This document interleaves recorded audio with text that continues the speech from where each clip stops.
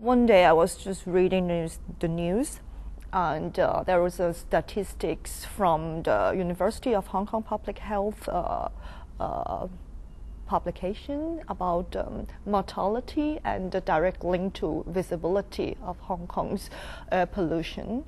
And for 6.5 kilometers of loss of visibility, there is actually 1.13 increase of natural death.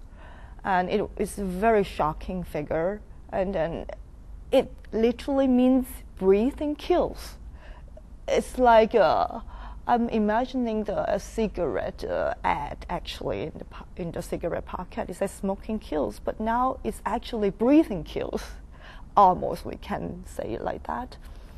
And I really am sad because in other countries where I have been with, government has been doing a lot to ensure public safety, especially natural resources. Like if you are breathing and if the air kills you, why does nobody doing anything about it?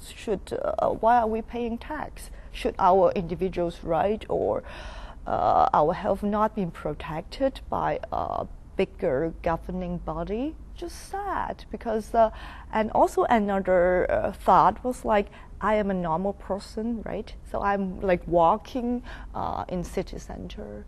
I'm walking in Mong Kok Street in Central, and I'm thinking like if people who are selling newspaper in the newsstands, so they're normal people, they are suffering from the air pollution naturally because of the car roadside pollution. And where are their voice? If I have also been to places where it's, for example, in the peak, and then I look down to Hong Kong, I'm actually above the smog. I cannot feel the smog. The air was very clean up the peak, or there's always natural park and so on. And when I was spending a day on the peak, I don't really find it so relevant to think about air, because the air when you are breathing on top of the hills actually quite clean. So I believe there's a huge gap between what you can breathe and what you can afford to breathe. If you are in a rich a part of the social segment, of course your air is cleaner. If you are working in the newsstand, of course your air is a little bit unbreathable. So people who are rich or people who can make decisions actually would not really feel that level of urgency, because they're not going to walk on the street. They're not going to spend like 8 hours per day selling newspaper, or they're not like in that level to understand the need of a general citizen. I think as an artist, we must treat social, environmental issues in our artwork. This is fundamental to all our work and actions, and it is every day I'm thinking about and every day I sleep with.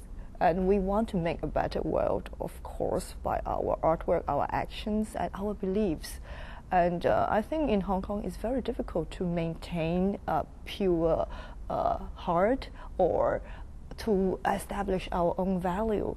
For me, it is extremely important if there is a value apart from the material value. That's all every artist's dream to find a way to address those issues. I have created a special artwork for this auction because when the Clean Air Network approached me to make a special artwork for the auction, this work cannot be just another creation amount or other creation of material. It needs to address directly environmental issue in a very proactive way. So I think the artwork itself needs to by itself function as a work that decreases environmental damage during the process of making it even.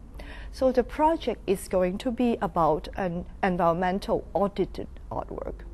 So I'm going to propose to use myself as a supplier of the art object.